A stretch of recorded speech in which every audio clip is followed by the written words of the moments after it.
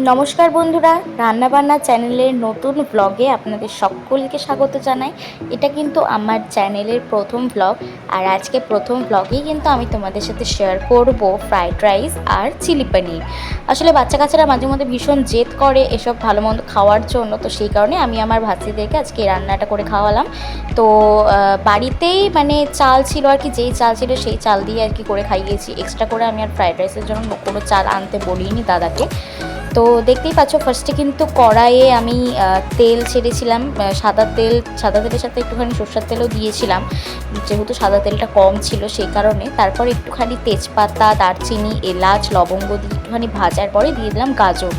তারপরে দিয়ে দিলাম হচ্ছে ক্যাপসিকাম, আর বিনসটা ছিল না, আর এক্সট্রাভাবে বিনস আর আনতে বলা হয়নি, তো সেই কারণে গাজর আর ক্যাপসিকাম দিয়ে আজকে কিন্তু ফ্রাইড রাইসটা করেছি। তো অনেকে ঘি দিয়ে তোমরা ভাজো, তো আমি আবার সাদা তেল দিয়েই ভেজেছি, মানে এটা একেবারেই কম খরচ যেটাকে বলে, ঠিক আছে।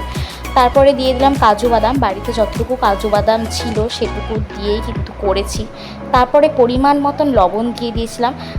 তেলটা যেহেতু একটুখানি বেশি হয়েছিল, তো যতটুকু ভাত আমরা পরিমাণে নিয়েছিলাম তার থেকে একটু বেশি ভাত পরে আমরা আবার দিয়েছিলাম, অ্যাড করেছিলাম। তো পরিমাণ মতো চিনি দিয়েছিলাম, চিনিটাও একটু কম হয়েছিল জন্য পরে টেস্ট করার পরে আবার একটুখানি চিনি দিয়েছিলাম, অল্প একটুখানি, মোটামুটি 1 চামচের মতো। আর এখানে আগে 2 চামচের মতো চিনি দিয়েছিলাম, মোটামুটি 3 চামচের মতো চিনি দেওয়া হয়েছিল। তো তারপরে দেখতেই পাচ্ছ ধীরে ধীরে কিন্তু সব ভাত আমি দিয়ে দিলাম। দেওয়ার পরে কিন্তু ভালো করে নাড়াচাড়া করতে হবে এটা খুব সুন্দর করে। তারপর একটুখানি গরম মশলার গুঁড়ো দিতে হবে ফ্লেভারটা আসার জন্য। সত্যি কথা বলতে বাচ্চারা খেয়ে খুব ভালো বলেছে। তারপরে একটুখানি দিয়েছিলাম হচ্ছে মিঠা আতর। এই জিনিসটা দিলে কি আরও একটু মানে টেস্টটা বাড়ে, আর গন্ধটা মানে খুব সুন্দর লাগে, ফ্লেভার আসে একটা এটার জন্য। তারপরে দিয়ে দিলাম ঘি একদমই অল্প ছিল, আর ঘি খাওয়া এমনিতেও তো স্বাস্থ্যের পক্ষে সেরকম ভালো না, তো সেই কারণেই অল্প একটুখানি ঘি দিয়েছিলাম। আর বাচ্চা তো একটুখানি মানে টেস্ট করে দেখেছিল আমার ভাস্তি, আর খেয়ে বলেছে খুব ভালো হয়েছে। তো এখন চলে আসি চিলি পনির রান্নার দিকে। তো এখানে দেখতেই পাচ্ছ পনিরগুলো কিন্তু ডিম দিয়ে কর্নফ্লাওয়ার দিয়ে মাখানো রয়েছে, আর হচ্ছে ওখানে সমস্ত রকমের সস, তারপরে হচ্ছে গুঁড়ো টুড়ো ছিল, যেরকম চিলি সস, তারপরে সয়া সস, টমেটো সস, সব কিছু দিয়ে একবারে মেশানো ছিল।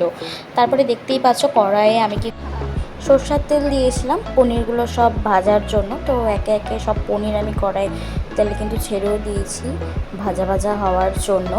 আর পনিরগুলো কিন্তু কর্নফ্লাওয়ার, ডিম, হলুদ, লবণ এসব দিয়ে মাখানো ছিল। তো প্রায় কিন্তু ভাজা ভাজা হয়ে গেছে, দেখতেই পাচ্ছ। তারপরে ভাজার পরে পনিরগুলো সব তুলে রাখলাম, আর একদম কিন্তু কড়মড়া করে কিন্তু পনিরগুলো ভাজতে হবে। আর আমার ভাস্তিরা তো কি বলবো, এই পনির ভাজার সময় একটুখানি ওদের না খেলে একেবারেই নয়, তাই পনির আমি ভাজলে পরেই ওদেরকে ডাকি, বিশেষ করে ছোটো ভাস্তিকে।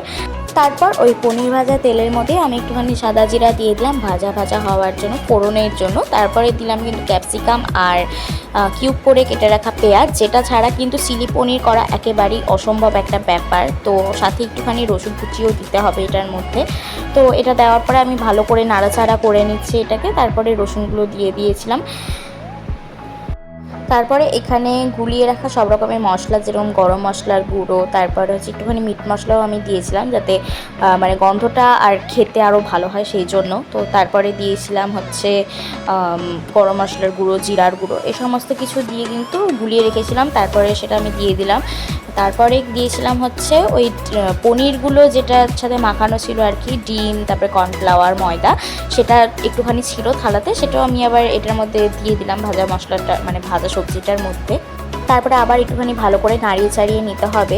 হ্যাঁ, অনেকেই হয়তো তোমরা এই চিলি পনিরটা বানাতে পারো না, আবার অনেকেই আছে তোমরা বানাতে পারো। তো যারা যারা বানাতে পারো তারা আমার ভুল ত্রুটি অবশ্যই ধরিয়ে দেবে আর কি।